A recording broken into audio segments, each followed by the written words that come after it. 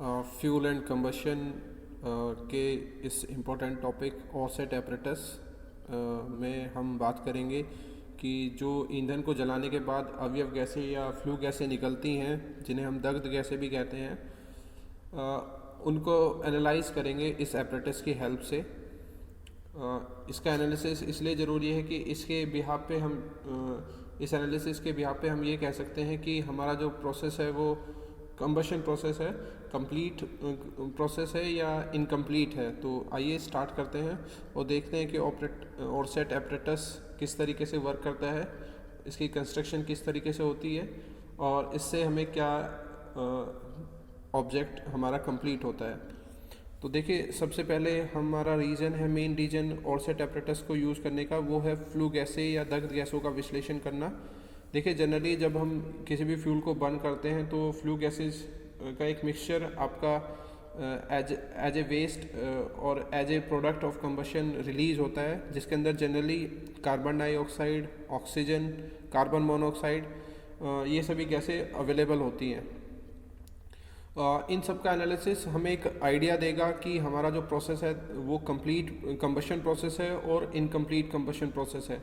In case अगर हमारे flue gases के अंदर कार्बन मोनोऑक्साइड की अधिकता पाई जाती है तो हम कह सकते हैं कि हमारा जो प्रोसेस है कि वो इनकम्प्लीट कंबशन प्रोसेस है। सो हमें क्या करना होगा, उस समय हमें एक्स्ट्रा या एक्सेस एयर सप्लाई करनी होगी, जिससे कि हमारा प्रोसेस कंप्लीट हो जाए और एक्सेस जो कार्बन मोनोऑक्साइड बन रही है वो ना बने। इन केस अगर ऑक्सीजन हमारे अवयव गैसें या दग्ध गैसें या फ्लू गैसें में अवेलेबल है तो हम कह सकते हैं कि हमारा जो प्रोसेस है वो कंप्लीट कंबशन प्रोसेस है। तो इन्हीं सभी गैसों के एनालिसिस और प्रोसेस को कंसिडर करने के लिए हम ऑफसेट एपरेटस का इस्तेमाल करते हैं। देखिए, अगर हम ऑफसेट एपरेटस की बात करें तो ऑफसेट एपरेटस इसके अंदर एक 3-वे स्टॉप कॉक लगी होती है, जिसके थ्रू हम क्या करते हैं, फ्लू गैसों के एंट्री देते हैं। इसी के साथ इसमें 3 ट्यूब या बल्ब लगे होते हैं। उसी के साथ एक ब्यूरेट भी इसके साथ में लगा होगा। ब्यूरेट में जो आपकी ट्यूब है वो वाटर जैकेट्स यानी जल के जो एक जैकेट है वो चारों तरफ उसके रिजर्व या उसकी तरफ कनेक्टेड होती है। अब अगर हम बात करें, जैसे कि हमारा यहाँ पे स्क्रीन पे दिखाया गया है कि यहाँ पर एक ये ऑफसेट एपरेटस है जिसके अंदर क्या है, 3 बल्ब लगे हुए हैं। इन तीनों बल्ब में अलग अलग केमिकल्स भी फिल है। साथ में यहाँ पर ये जो पोर्शन दिख रहा है आपको, this portion is filled with the gas और फ्लू गैस। यहाँ पर ये फ्लास्क लगा हुआ है जिसके अंदर वाटर भरा हुआ है। देखिए, इसके अंदर 3 बल्ब हैं, 1, 2, 3। हर एक बल्ब के अंदर आपका अलग अलग केमिकल लगा हुआ है। दिस इज़ 3-वे स्टॉप वाल्व, जहाँ से कि फ्लू गैसें एंट्री पाती हैं या एंट्री होंगी, जिधर से फ्लू गैसें की एंट्री होंगी। देखिए, बल्ब 1 जो कि सोडियम हाइड्रोक्साइड होता है, NaOH, और बल्ब इसलिए काम आता है कि कार्बन डाइऑक्साइड को एब्जॉर्ब कर सके। बल्ब 2 जिसके अंदर आपका एल्केलाइन प्रोपेगैलिक सॉल्यूशन होता है और इसका इस एसिड या इस कंपाउंड का जो मेन ऑब्जेक्टिव होता है वो ऑक्सीजन को एब्जॉर्ब करना होता है। तीसरा हमारे पास क्यूप्रस क्लोराइड और HCl के मिक्सचर होगा, जिसका मेन ऑब्जेक्टिव कार्बन मोनोऑक्साइड अगर फ्लू गैस में अवेलेबल है तो उसको एब्जॉर्ब करना। देखिए, अगर वर्किंग की बात करें तो वर्किंग जनरली हम जो अपने इस एक्सपेरिमेंट के लिए लेते हैं उसमें फ्लू गैसेस का जो वॉल्यूम होगा वो 100 सेंटीमीटर क्यूबिक या 100 सेंटीमीटर क्यूब हम एनालिसिस के लिए रखते हैं।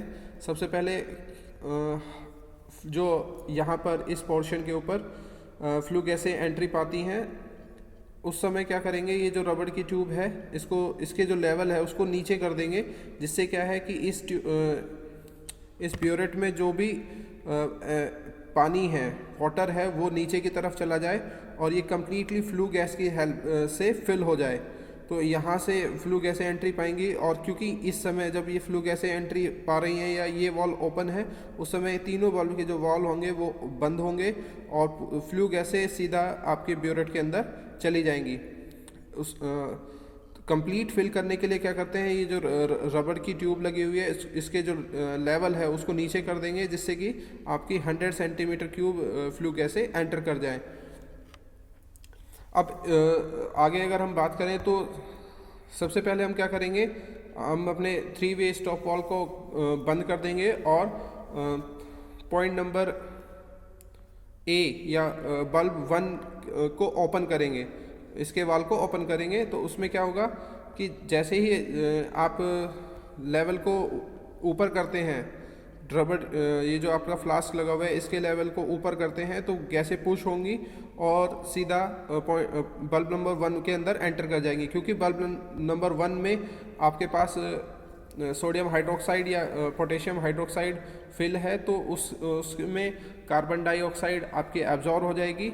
और इस प्रोसीजर को आप इस स्टेप को आप कई बार रिपीट करेंगे, जिससे कि फ्लू गैस के अंदर अवेलेबल संपूर्ण मात्रा जो कार्बन डाइऑक्साइड की है वो एब्जॉर्ब हो जाए और आपको आइडिया लग जाए कि आपकी 100 सीसी फ्लू गैस के अंदर कितने सीसी कार्बन डाइऑक्साइड अवेलेबल थी। इसी तरीके से हम दूसरे बल्ब के वाल को ओपन करेंगे। इस समय बाकी सभी वाल बंद होंगे और आपकी जो फ्लू गैस है वो बल्ब नंबर 2 में एंटर करेगी, जिसके अंदर आपका एल्केलाइन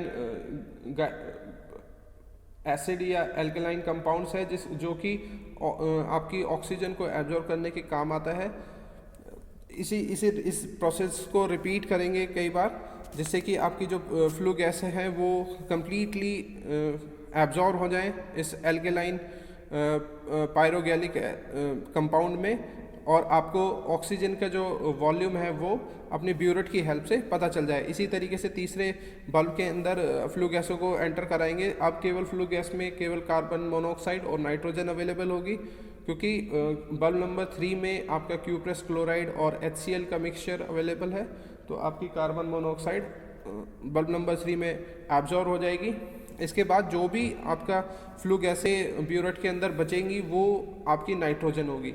तो इस तरीके से हम तीनों बल्ब की हेल्प से आपकी तीन मेन फ्लू गैसेस को एब्जॉर्ब कर लेते हैं और उनके जो वॉल्यूम है ब्यूरेट के ऊपर जो आ रहा है, आपका रीडिंग आ रही है, उनको नोट डाउन कर लेते हैं। इसकी हेल्प से हम ये कह सकते हैं कि जो हमारा जो प्रोसेस है वो कंप्लीट है और आइदर इनकम्प्लीट प्रोसेस है।